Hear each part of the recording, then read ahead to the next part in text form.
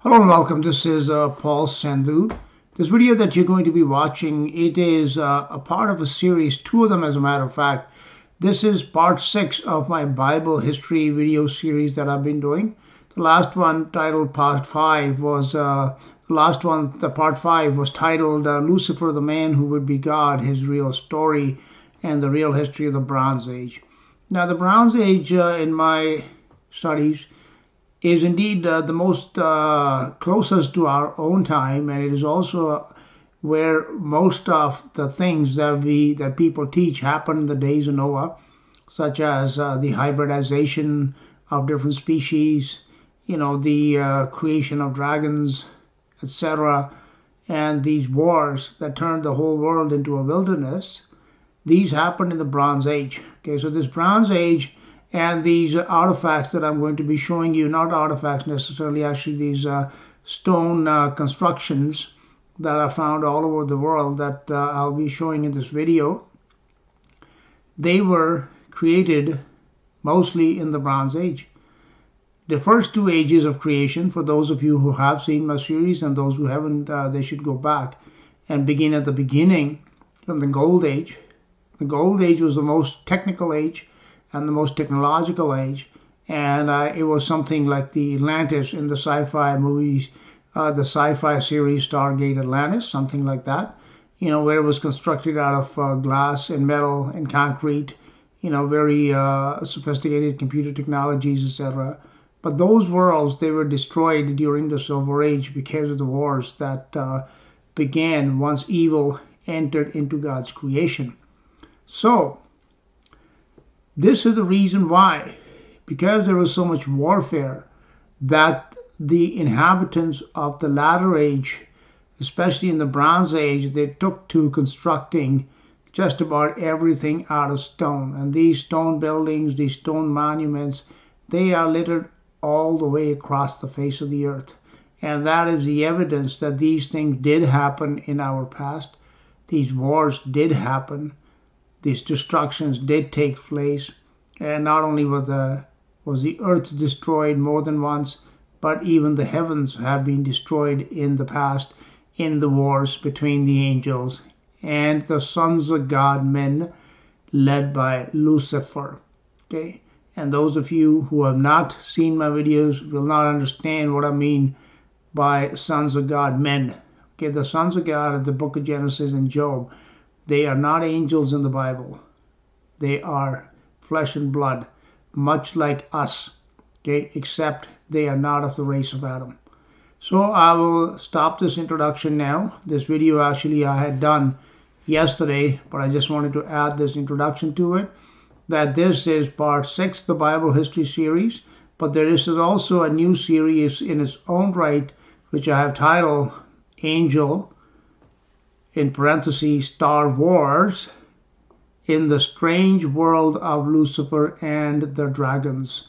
So this will be part 1 to that series and part 6 of the Bible history video series. Before YouTube deleted my channel with some 300 videos on it, many of them on Bible history, I was in the middle of doing a new series on the ages of time that had passed before this present age. This present age began about 6,000 years ago with the creation of Adam and Eve in the Garden of Eden. Okay, but many ages came before that, and in mythology, for example, these ages are identified by names of precious and base metals called the gold, silver, bronze, and the Iron Age. Now in that series, I had gone to the end of the Silver Age and into the beginning of the Bronze Age. And because YouTube deleted my channel, it kind of interrupted everything because I had to re-upload a lot of the information. And now finally, I'm going to start continuing. I'm going to continue with that series, and I'm going to talk about the Bronze Age. What I have found in the very recent times, I would say over the last year, although I began talking about Bible history, about these ages, about, a long time ago, 9-10 years ago already, but actively on YouTube doing these video series since about 2016, so about 2 years now. But even in the past year or so, there is so much evidence that is coming up from the geological record of this earth, from the findings of people with these ruins and megaliths and all sorts of anomalous structures which exist in places where nothing should exist, and there is no explanation in mainstream academia as to who made these places, where did they come from, these gigantic size, how could even people, especially primitive people, build something like this? So that evidence is overwhelming now that, civilizations have come and gone right here on this earth that are not related to our present time. Anything in the past 5,000-6,000 years, these were not built then. They have existed from previous times and previous ages, and that of course proves that people and the earth has been inhabited by people that are corporeal, that they have bodies, they build things, not by angels. Angels are spirit, okay? They don't dwell on the earth. Their abode is up in the heavens, as the Bible tells us. So it is not like spirit creatures that built these. They were very much flesh, flesh and blood. Yes, I would say flesh and blood. So, and some of these people that or these inhabitants, whether they were people like we think of people today or not, is is a question to which we don't have an exact answer. But it seems like they were somewhat in appearance similar to us, except some of them were apparently of very gigantic stature. Now, in the Bible, in the book of Amos, we can read, God himself said, I cut down the Amorite whose height, I will put the link to that scripture in this video later. I don't have it in front of me right now, but he said, I cut down the Amorite whose height was like the height of the cedars, and he was strong as the oak trees. So these inhabitants were compared by God to the size of trees. Now, the cedars which are mentioned in the Bible, they are the cedars of Lebanon, and they do grow up to be to heights of some 40 meters, or about 120 feet in height. Okay. Now we understand, when in more modern times, at the time of King David, for example, about 3,000 years ago, and 3,000 years ago will be modern times compared to the ancient history that has come and gone. And in the ancient past, we're talking about something like, maybe thousands, hundreds of thousands of years, maybe millions of years have gone by, maybe even longer. We don't know for sure, but it's certainly a lot longer than just 6,000 years, okay? So, but in the recent past, like at the time of King David, because that history is very well recorded, and we have it here at this moment in time, so we have a pretty good idea of what happened and what size people, etc., existed. When David fought with Goliath, Goliath is estimated to be by the size of his spear and his, weapons, etc., and the size of his shield and such things. It is estimated that he was about maybe 9 or 10 feet tall, which of course is very big. Even like a person like some basketball players like Shaquille O'Neal or something, who are maybe 7.5 feet tall, they are very, very big in comparison to the average sized person. So you can imagine somebody that's 10, 11, 12 feet tall, he is absolutely going to seem like a giant, and they were giants, and that's what they were called.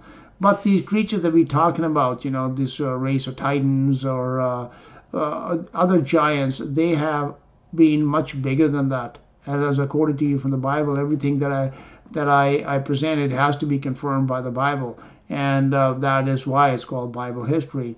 So when God says, that his height was like the height of the cedars, he was strong as the oaks. So the comparison is to a very big and strong tree. That's what they were like. Okay, so they were very, very big people, and that's why we have many, many structures and buildings on this earth that could not possibly have been built by even giants like 9, 10 feet tall. They had to be even bigger than that.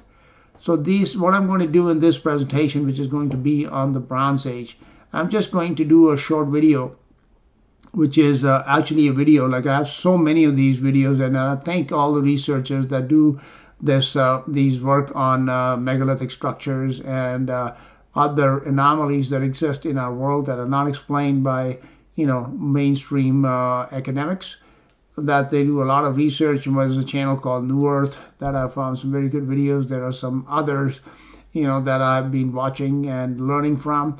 And one thing I do find is that most of these people, they're not coming from a Christian, bias or Christian understanding. Okay.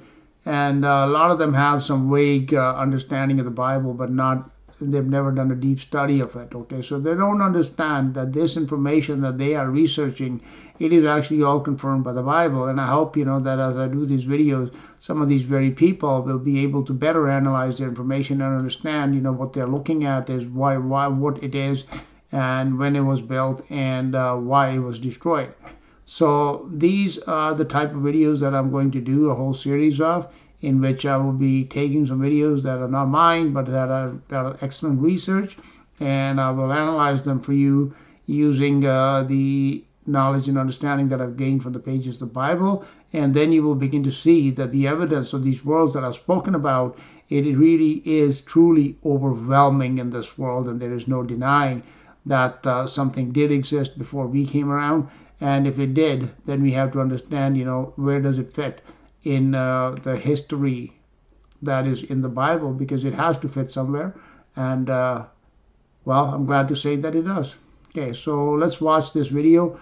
And what I will do is I will stop it from time to time, and I will give you my commentary or my understanding of, because a lot of these people, they don't understand what exactly they're looking at, and that's what I will do. That I will give you my opinion, let's say, that this is what they are looking at, and hopefully you will agree with me that this is the most logical explanation as to what these things are and where they came from. Very recently, even in the last couple of years, a lot of these megalithic structures are being found in Russia. Russia, for the most part, is a wilderness country. A lot of forests and a lot of unexplored areas, and these are being found far away from major cities and right in the forests and wilderness of Russia. And a lot of people are familiar with all the megalithic structures in South America and Peru, for instance, and also maybe in the Middle East and other in Egypt, etc., but not so much in Russia. And some of these videos that I will be discussing with you are going to be from these new finds that have been found in Russia. And what we are beginning to see now is that these megalithic structures, they are basically all over the earth. They're not just in one area. They're in Asia and Cambodia and India and China, in Mongolia, in Russia, in Japan. Everywhere around the world we see these here, which goes to again prove that the world at one time was inhabited, in just about every corner of it. And there was a uniformity in these structures. And what that uniformity proves is that there was a time when basically the culture and perhaps the language and even the government of the whole earth might have been under one entity or one person. In the Bible, of course, I believe that was Lucifer, as we read about in Isaiah 14, that he made the whole world as a wilderness. So I think the whole world was under his control. And that is the time, before the time of Adam, that a lot of these places were built. And a lot of them just served the purpose of military bases and structures, just like we have in the present day today. The Bible does tell us, there's nothing new under the sun. So this, what modern militaries and modern weaponries, etc., they are all from have existed in the past. They have been used in the past. And I do want to, once we get through this video, perhaps in the next one, I do want to discuss, why this building, when we know that they were very, very highly advanced technology, something like we read about the stories of Atlantis in mythology. And those worlds, the first worlds that came in the Gold Age and the beginning of the Silver Age, I envisioned them to be something like what we have today, made out of metal and glass and concrete, not out of these huge megalithic stones. And there is a reason why these construction techniques, as we progress from the Silver into the Bronze Age, they change to stone rather than those type of modern, structures that we have today. And, that's one topic that I will also address perhaps in future videos, because there's so much interesting information. I can't just cram it into one video. So let's get started on this one here, titled The Gigantic Megaliths of the Ural Mountains in Russia.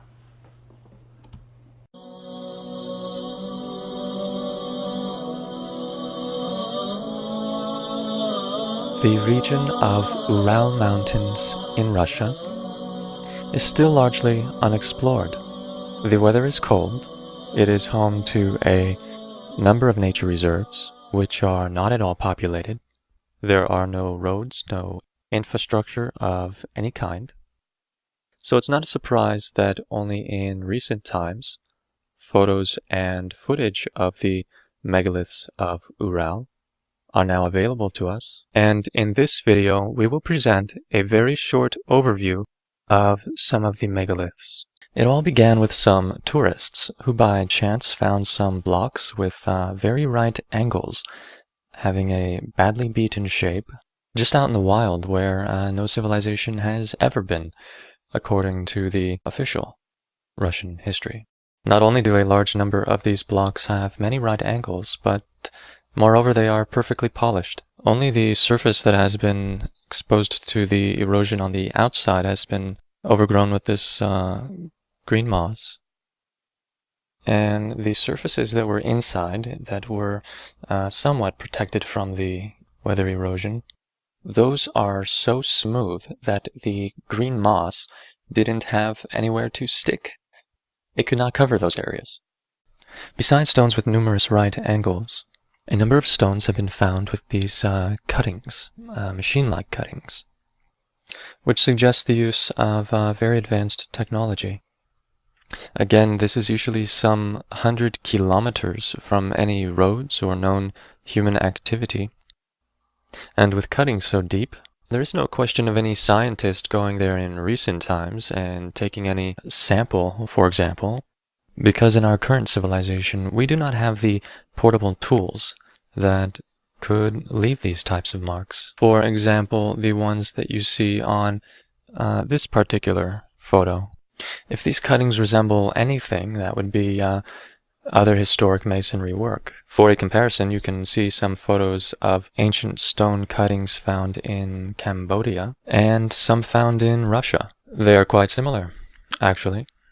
Not only the type of tools that left these marks are similar. On the left-hand side, you see a fragment of a Cambodian archaeological site. And on the right-hand side, you see some fragments of stones found in Ural.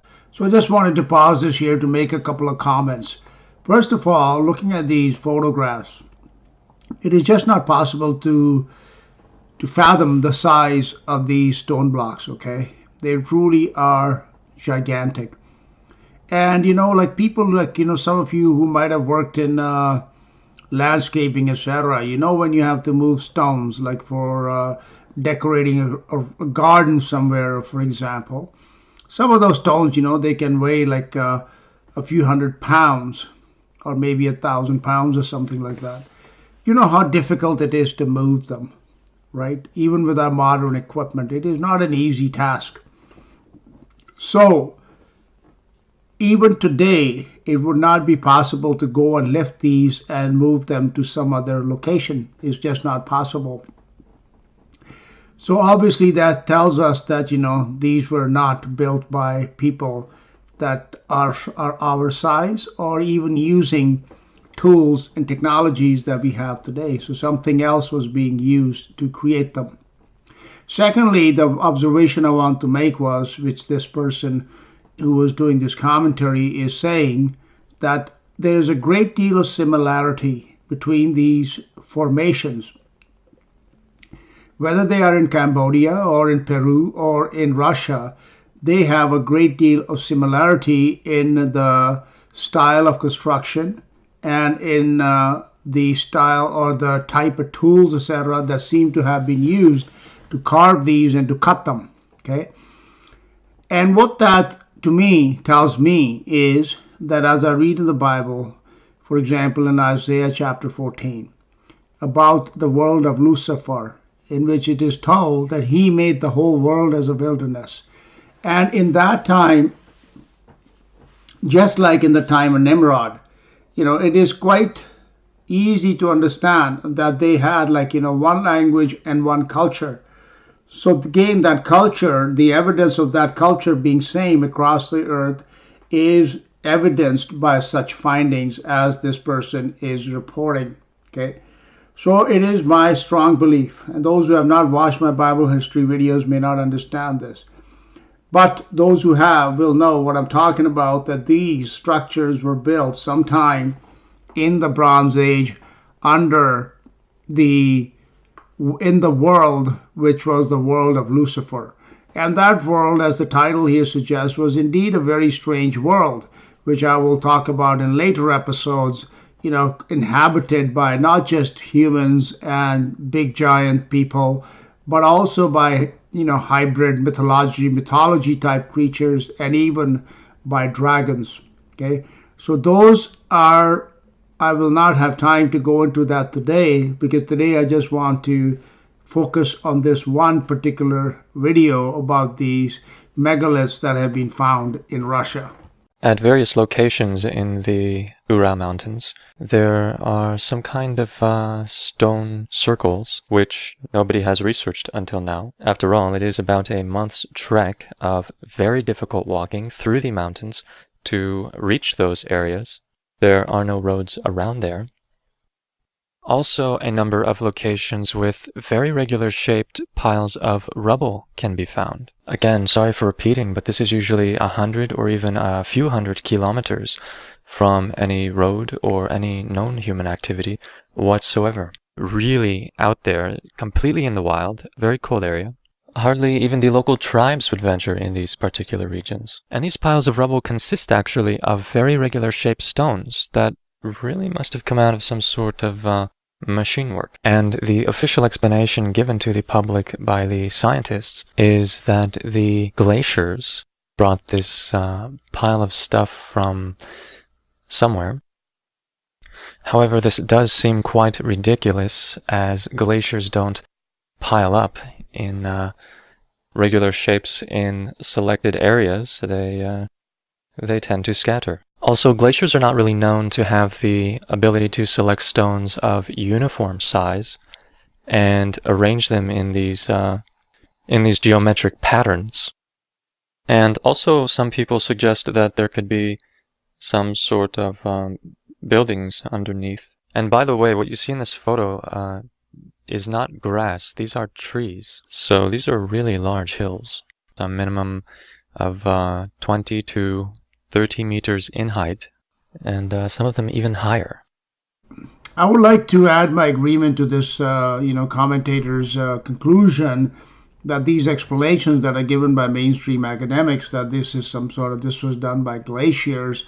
For example, they tell us, that the Great Lakes were carved out by glaciers, which is just a totally insane idea, but because they cannot admit in the evolutionist Big Bang model, that there may be some sort of intelligence involved in our creation, and that advanced civilizations have existed on this earth in the past, and not Neanderthal man. That is, of course, a no-no. Okay, that is the reason why they will never, allow any of their academics to go out and teach such ideas as you see in these videos and on my channel, that worlds before our own have existed. They had some very sophisticated technologies, and they built some really fantastic structures which we cannot even build with our modern technology today. And the other thing he was pointing out about those hills of rubble, they are more like mountains, like what he said about these photographs. Like I said before, they're not that clear to make out as to the size and dimensions of these things. But when he said that those in what looks like grass in the background is actually trees, and these can be like 30 meters, which is like 100, nearly like 90 feet high. Okay, so they are not like small. They are not like small piles of rubble. And who knows? Like if one was to dig underneath and do an actual excavation, one might find that there's some kind of mines underground. Okay, from which all this rubble has come out, or there might have been some kind of smelting activity that was going on. There might even be like some sort of underground factory or something. Who knows? Who knows what caused these things here? I don't know that. But again, this does raise questions which are not asked by those people who have been dumbed down by modern education. I would also like to add, that these structures and these finds, they are, in my very, very, very strong belief, not from the time of Noah. Okay, the world of Noah, from Adam to Noah, was a period of time of roughly 1600 years. But the amount of construction that we find on the earth, not just on the earth, inside the earth and inside the waters, it is so extensive that there is no possible way that all of that happened within a period of some 1,000 years or so. Because by the time, Adam's race grew enough in population, they would at least 500-600 years would have passed. So, and then they would have at best about 1,000 years to go all over the earth and build all these giant structures. That I do not believe is logical, and I am quite certain that it didn't happen in that age, but it happened in the age prior to the formation of Adam, and before, when we read in Genesis chapter 1 verse 2, and the earth was without form and void, and darkness was upon the face of the deep. And then in Isaiah 14, like I just quoted for you, that he made the whole world as a wilderness. And again in Jeremiah 4, we read, that the world, the cities had been broken down, and there were no inhabitants left. And we read in 2 Peter chapter 2, that, or chapter 3, that the heavens themselves, Peter says that the heavens which are now, it indicates that even the heavens themselves are not the same as they were in the original creation. So the Bible supplies more than enough evidence, which I have already collated for you in my previous video, so I won't repeat that here, that this is not, Adam was neither the first inhabitant of this earth, and this present world, even the world of Noah, was not the first world that existed on the earth. One of the problems that these researchers have, and they do excellent research, so I commend them for that, but one of the problems that they have is that they don't know how to interpret their, or what conclusions to draw from their research, okay? They do not understand, okay, if I say, yeah, these things they exist and they were built, but they don't know who built them. And then, as you shall see a little bit later in this video, he talks about wars and, destruction taking place. And that actually is another video I'm going to use, probably the next part that I do to this one here, that, there's a great deal of evidence of some very, very catastrophic destruction having befallen these worlds, okay? And they don't know what happened. And now, let me just quote to you, let me just read to you quickly from 2 Peter. The book of 2 Peter chapter 3 verse 4.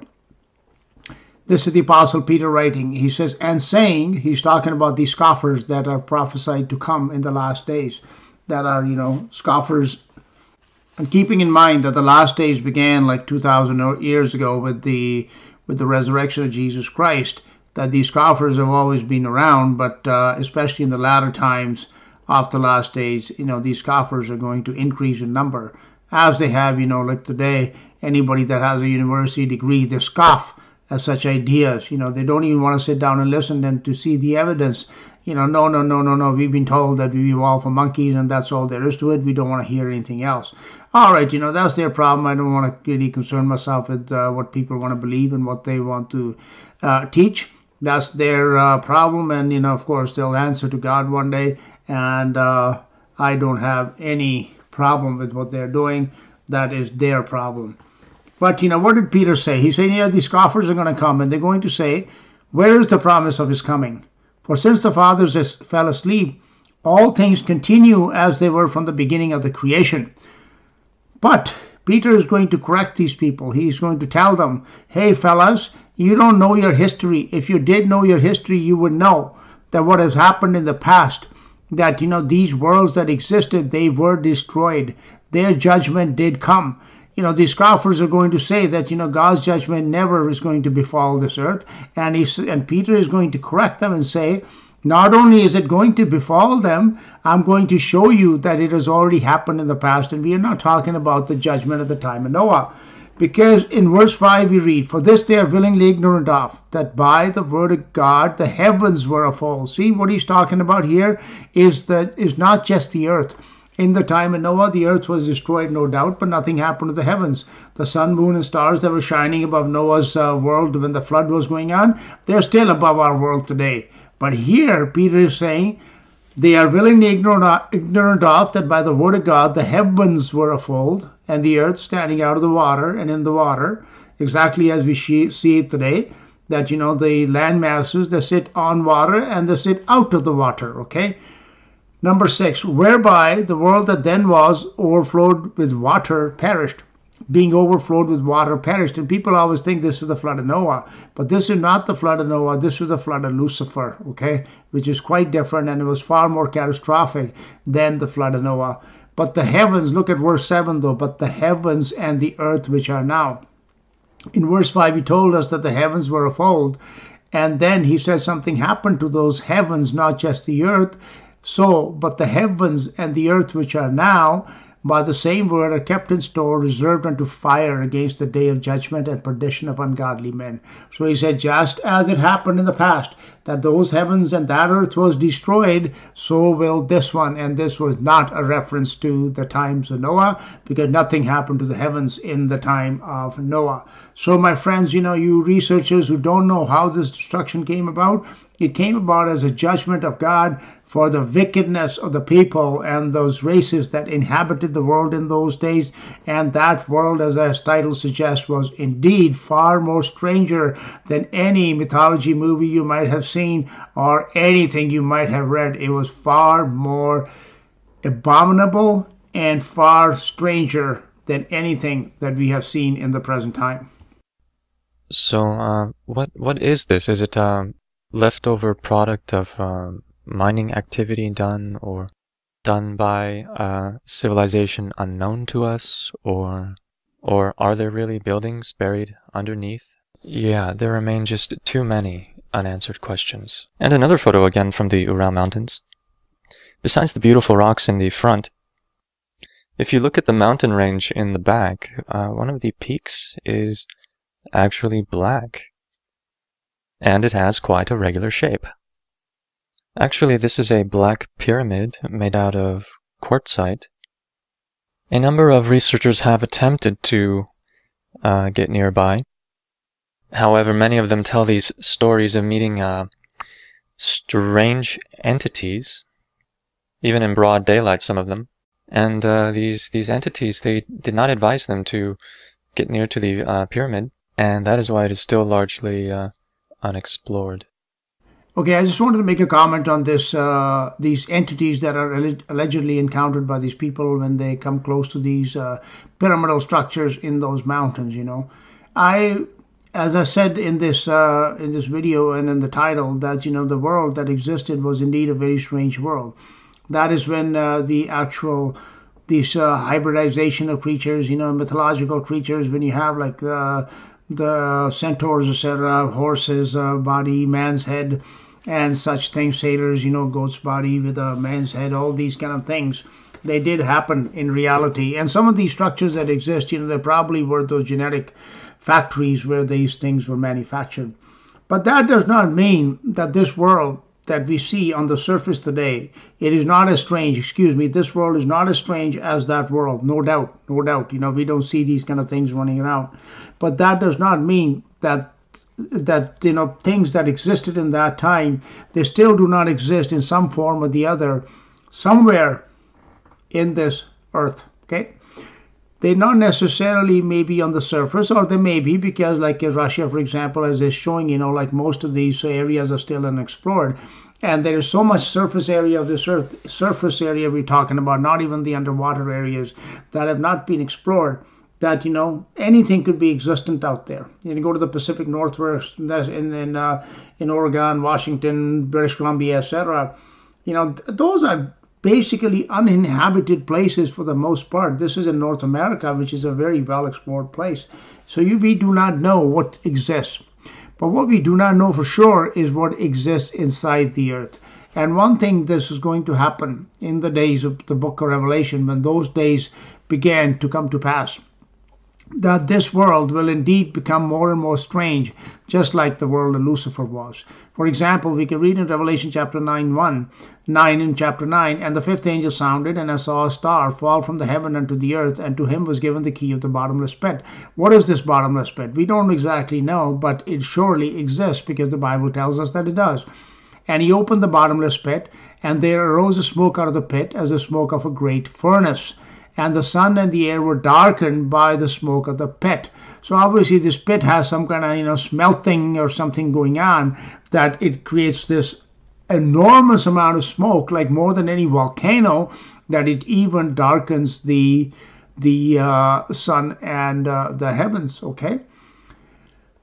And there came out of the smoke locusts upon the earth. Now, when you read the descriptions of these locusts, they're not like locusts that the insects. They are certainly some sort of hybrid creatures. Okay, so and not only that, in Revelation 13 we can read about the beast that comes out of the water, and then the beast that comes out of the earth. So the earth is still a very strange place. It is just that in the surface world that we dwell upon, we don't really encounter these entities and these other things, some of them very physical, that still exist here. And but I believe in the days ahead, we will certainly get to see at least some of them. And here are a few more photos of this black pyramid made of quartzite. This material itself has very peculiar qualities. It has a tendency to store static electricity and release it into the atmosphere only when certain conditions are present. You can see some kind of entry at the foot of this pyramid. It is said to be some kind of mine, maybe. However, Nikolai Sabotin, the gentleman you see lecturing on the subject, well, he did his best to find any information on any mining activity. However, nothing like this has been recorded anywhere in the region nearby for the last couple hundred years. So that entry inside is also a mystery. So again, like that opening looks like an entrance to a mine shaft for sure.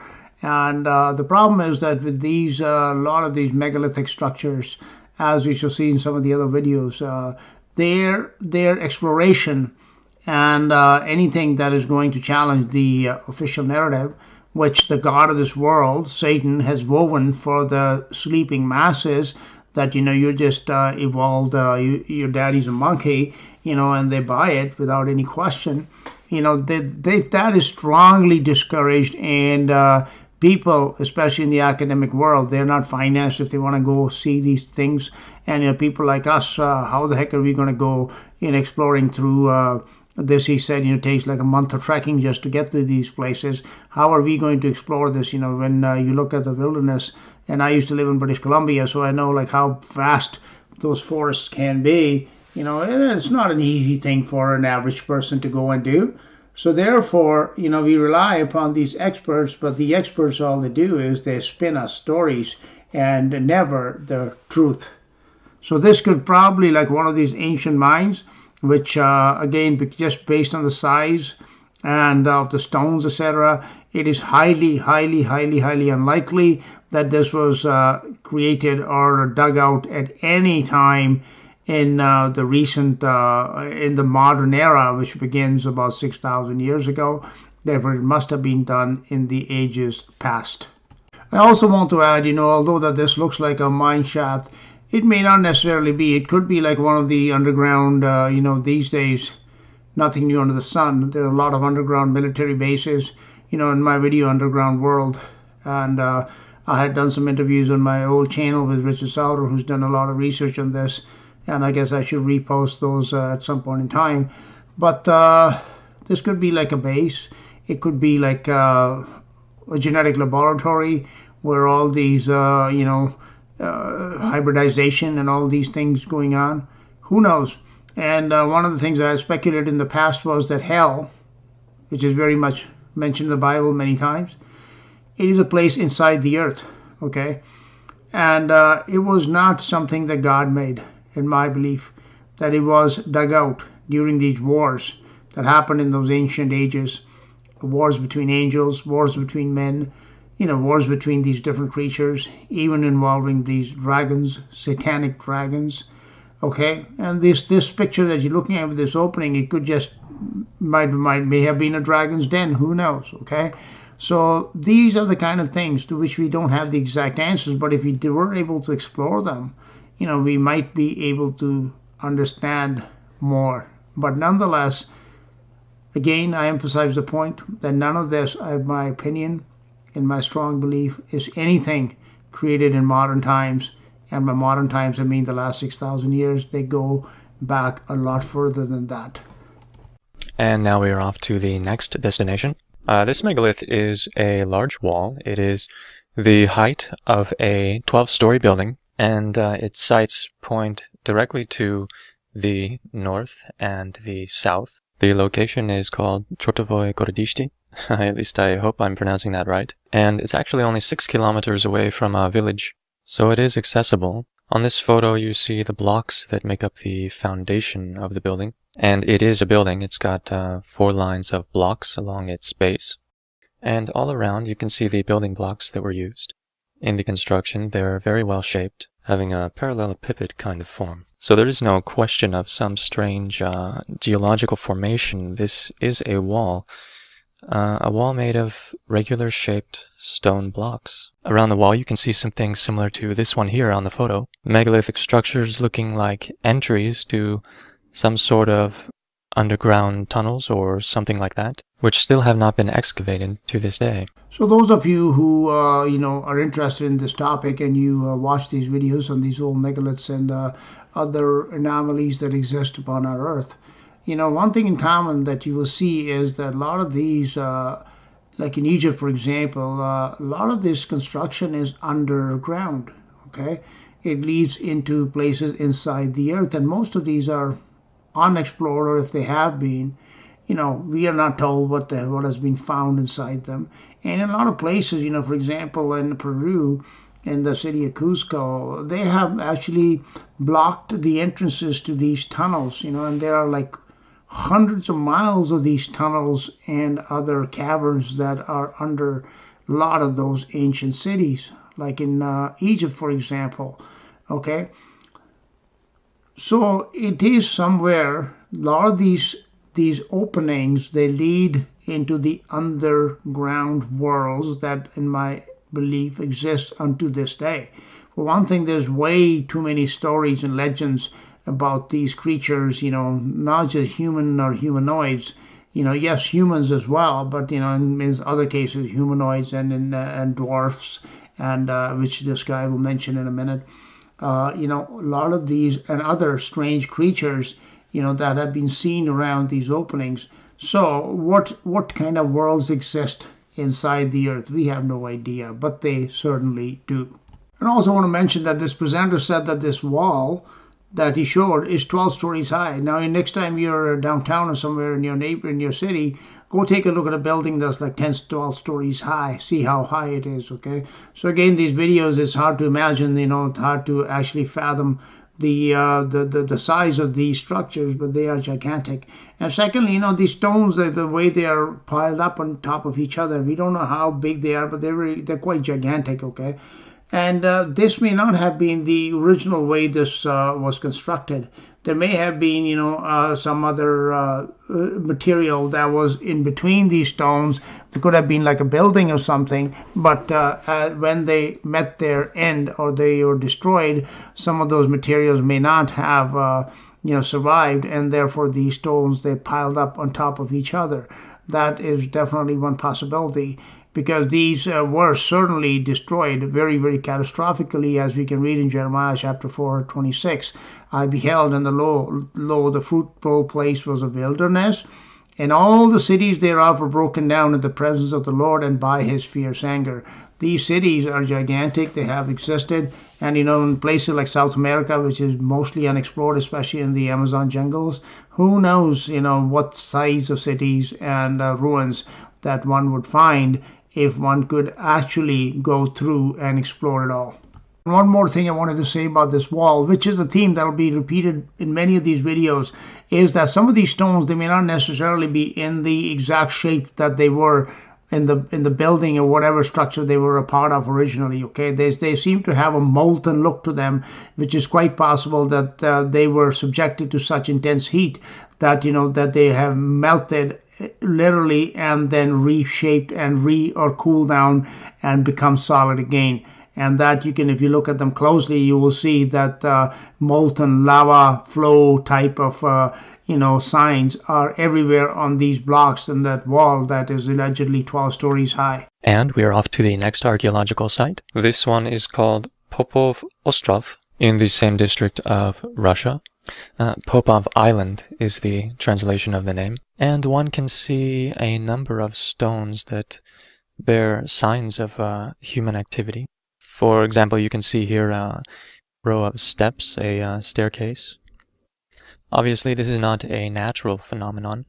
However, nobody knows of any civilization that has ever lived around here. And please pay attention to the picture on the bottom right with the round holes there. Very similar types of holes have been observed on megalithic sites all over the world. And all of these sites are badly damaged as if by a war or some kind of military means. Very similar types of holes have been observed on megalithic sites all over the world. And all of these sites are badly damaged as if by a war or some kind of military means. And all of these sites are badly damaged as if by a war or some kind of military means. So again, these researchers, they do excellent research, but as I said, a lot of times they're not able to make sense of their own research. For example, this man is correctly observing that a lot of these megalithic sites, they show signs of like bombardment, for example. And that's what he's trying to tell you, that those holes are some sort of, holes that have been created by some sort of projectiles hitting them, okay? Artificial projectiles, not just these meteor showers and all that, are just these fictions that have been created to make us believe, that all these things just happen naturally. Like, the Grand Canyon is just like a big asteroid or a big meteor hitting it and it created this big hole. No, that's not how those things happen. A lot of those holes were actually dug up using equipment, and if they were damaged by some sort of explosives or some sort of projectiles, they were not natural things. They were actually created by some intelligent beings, some of them humans, some of them not. And that is exactly when he says, this is signs and evidence of some sort of warfare that has occurred. He doesn't know like who was at war. But as I have told you, like in my Bible history video series, you can go back and visit them. One, for example, that was titled The Wars of Men and Angels. That, one thing that happens is when people become greedy of power, what it always leads to is warfare. So in the Bible, we can read that the anointed cherub, he had power went to his head and he started thinking himself as God. And the same thing then happened to Lucifer. And yes, they believe that did exist simultaneously at some age in the past, in the Silver Age perhaps, and into the Bronze Age. And eventually, that's the more power one individual or one nation or one area acquires, the more they want. And these angels, they had wanted to conquer and subjugate all of God's creation. And some of these creatures, as God says, he turns one evil person against another. And that is what happened. In the end, these angels and men, they had wars. And these fights, men, by men I mean Lucifer and his armies, okay? They were armies of men or man-like creatures who are genetically compatible or similar to us, although they had far superior technologies, and they also had some other, perhaps in their physical strength, etc., they might have been greater in strength than us. And it is during those wars that all this destruction happened, and God used one faction, one group, one sect against another, and that is how Jeremiah 4:26, for example, came to be, that all the cities were broken down. This is very much true in the Bible. We read particularly in the history of Israel how God will use one nation against another, one empire against another, and that is where these wars, that's what these wars were. When exactly they happened, we are not 100% sure as far as the date of those events is concerned, but they obviously lie in the past, and that is how they came to be these ruined wildernesses. And that's how some of these rocks, they show signs of projectiles. Some of these buildings, they show projectiles hitting them. Some of them are like molten, and that is because the weapons that they used were quite fantastic, far more advanced than anything that we have even today.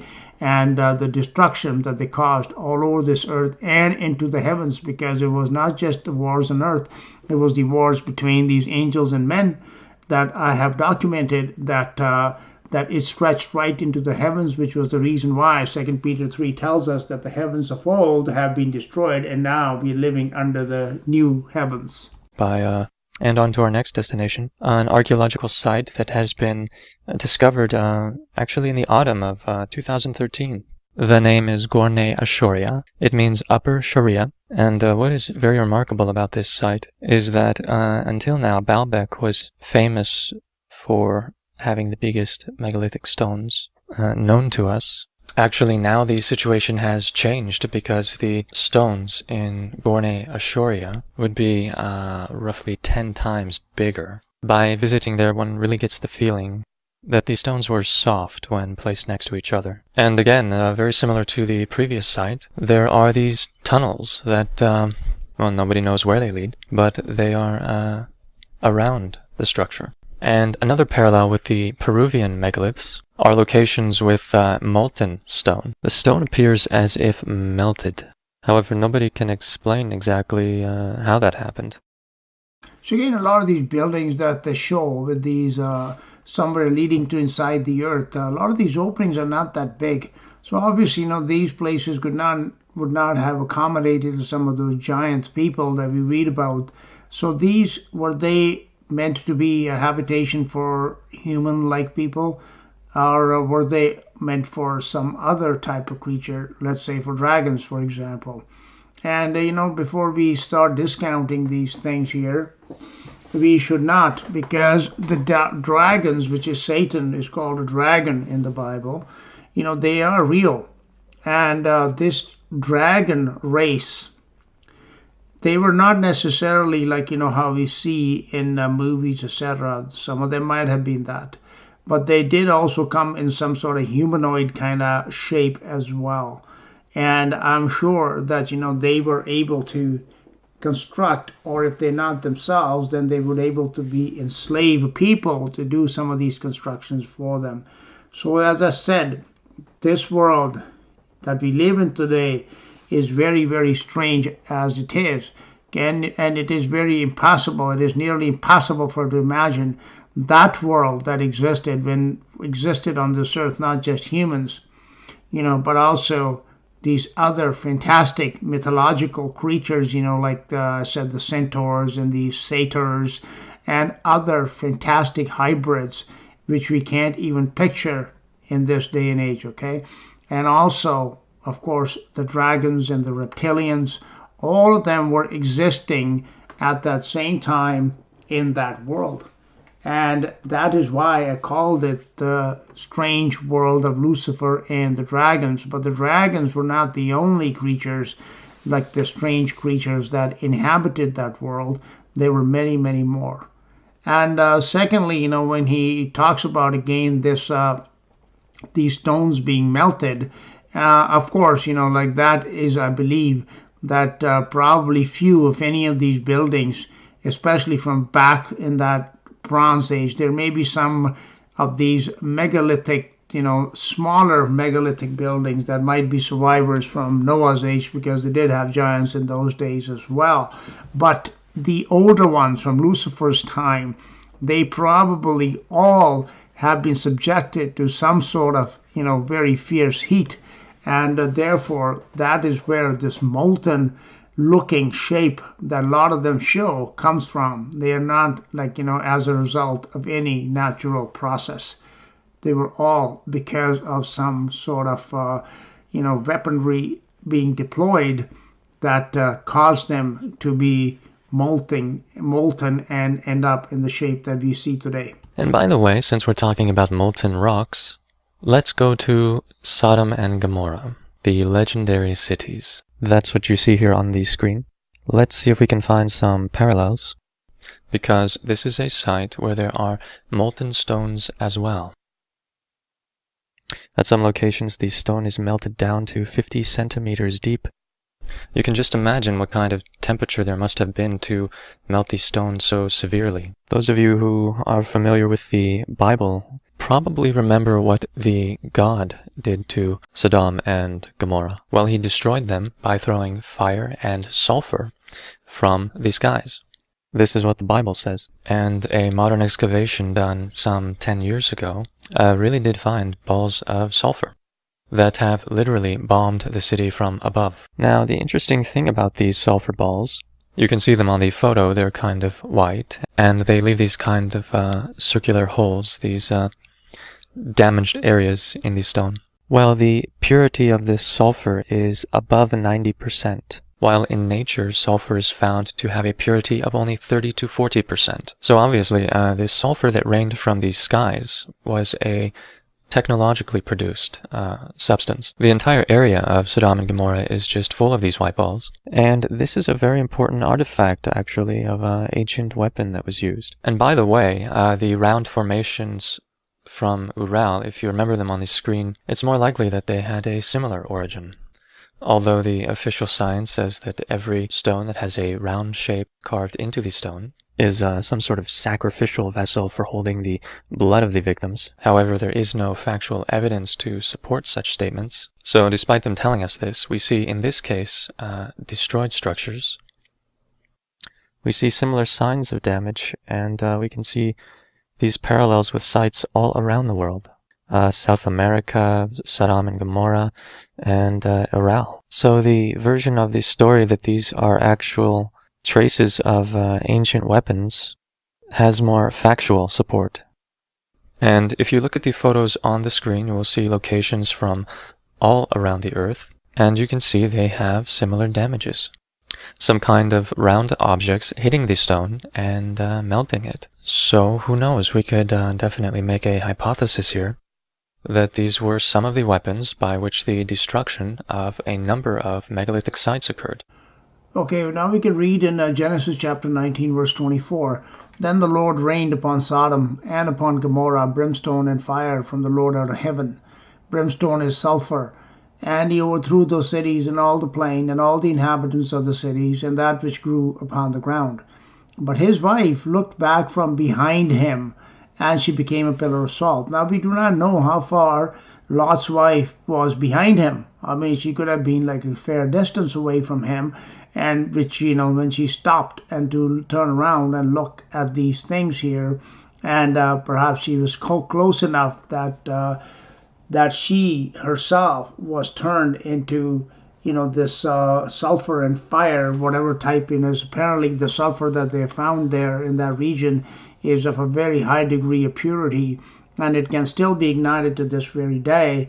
That it creates the human body. It's some kind of chemical process turns and basically makes a powder out of it.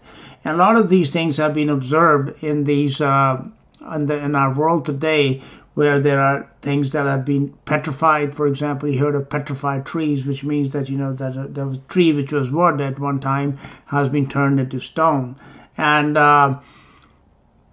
the evidence of this sort of activity going on, which is not what you would consider to be a natural process, but has been and some sort of destruction that has been rained down upon the earth is everywhere. And the evidence of bombardment by some sort of, like in sulfur, these balls of sulfur that have been found in that area of Sodom and Gomorrah, they still are there. And these holes in all those buildings, like he was showing you, they are in almost in all of these megalithic structures. So this is again evidence, okay? This is evidence that what the Bible tells us is the truth. And the problem is that most people don't know what's in the Bible, so they do not understand that these histories and these details about what our ancient past really was all about. It can be learned from the pages of the Bible. We only need to search and dig deep in it. And another interesting location in Ural. What is this? Is this a natural formation, or Maybe when the rocks were still soft, one of the giants, which the legends tell us of, stepped there maybe? We don't know. Another one of the interesting locations in the Ural Mountains is Divea Peshera. Although this cave is not yet studied completely, the number of witnesses reporting dwarf-like creatures around it is really overwhelming. The legends and stories of dwarfs, especially in the underground realms, and being involved very heavily in mining and metallurgical activities, they are to be found all over the world. And of course, dwarfs were made very famous in the works of J.R.R. Tolkien, for example, in The Hobbit and in The Lord of the Rings. And I believe this picture is probably from on the screen is probably from one of his movies. Okay, that were made based on these books. So when this person, he's saying that a lot of people are reporting dwarf-like creatures around these caves, and they have been reported all throughout history. Like, are there like worlds or realms under the earth in which we do have these dwarf-like creatures that exist to this very day? Who knows? But it is not something that we can dismiss out of hand, because in my belief, whatever is possible and whatever can exist, it probably does. Whatever we can think exists, it probably does. And the witnesses who report these sightings are actually really reliable and honest people. And it is really quite a few of them. One thing that is always greatly puzzling is the fact that being a witness in court, if many reliable sources are said to have seen something that is accepted as the truth. And yet, in other cases, when many reliable sources swear to have seen something that does not fit with the official history or the official picture of reality that the mass media is implanting in us, then everybody just seems to believe the mass media that this is all fantasy. So this sort of double standard of most people is really rather puzzling. Now here's another artifact from this region, which is kept in a small local museum. This is a human tooth, and the test results show that it is human, so there are no doubts about that. However, the strange thing about it is the size of it. It is 1.5 times the size of normal human teeth. So the ancient legends about the giants, and there are many of them in this region, could actually be the truth. This doesn't really look like a human tooth to me, but maybe it's just a picture is with the coloring and everything. It doesn't really display it like what we normally perceive what we normally, see human tooths to be. But anyhow, nonetheless, what I wanted to say was, that all these research and all this evidence in this day that is coming forth, it really does support, what the Bible has been telling us all along about these worlds that have existed, about these creatures that have existed, whether they're dragons or satyrs or unicorns, or these other creatures that are inside the earth, that are inside the waters, in even in the heavenly places. It is all there, except people, of course, they have been so conditioned, they have been so dumbed down, I should say, by the education system, by the mass media. That's all they get all day long is propaganda, that for most people, they just don't have any idea of what is true and what is not. Another small mystery of the Ural Mountains. This is an ancient sign. It usually means something like the female or the beginning. It is a sign of a woman, and it actually sticks out of the stone. And it is not even stone. It looks like stone, but it is actually some kind of metal. And when Nikolai Sabotin tried to take a small sample of the material, he actually broke his instruments. And this is a map of some of these sites mentioned, so you can see their proximity to each other. And by the way, somewhere in this area years ago, somebody tried to build a military base or something. And for whatever reason, they selected a place, and the local shamans there told them that they could not build in this region, that this is a sacred place. But of course, nobody ever listens to them, so they built their base or what have you. But it was a complete disaster. Every month they had to make repairs on their electronics and electrical wiring, and this was because the entire area was completely electrically charged, or something like that. It was almost as if they were sitting on some kind of huge power generator. Everything they tried to touch was just charged with static electricity. It was just sticking to their hands. All of their equipment was just shorting out and shutting down. And actually, in a few months, they were forced to leave the place. It was simply not possible to do anything there because of the static electricity that was just everywhere. And another interesting thing in Ural is a number of leveled platforms. They look as if someone has cut the top of the mountain and leveled it into a flat platform. And these are the size of, let's say, 4 football fields. And the platforms are not only perfectly leveled, but they are also completely cleaned of any large or medium-sized stones. And unfortunately, the photos of these platforms are not very clear. But still, if you pay attention, you will notice something. And here's our next destination. It is a gigantic wall, and it is called Arahalsky Shaitan, in the districts of Chelyabinsk, again in the region of Ural. But here we have ongoing archaeological work. The style, you can see, is very similar to other locations shown. And this wall is 80 meters high, which is something like a 30-story building. And in some places, if you stand at the top and look forth from this wall, the view is simply amazing. It's completely breathtaking. That's how people describe it. Well, thank you for listening. We hope this has been interesting for you. So this is the last segment of the video that I've linked in the description. You can see it all together in one piece if you like. And I want to, again, thank these people that do this type of research, and they post these videos. They are very, very helpful to bring us greater understanding. I just, hope and pray that some of them will come to understand that this is all the doing of God, the creator of all things, that these things have happened because they all fit into his plans and purposes.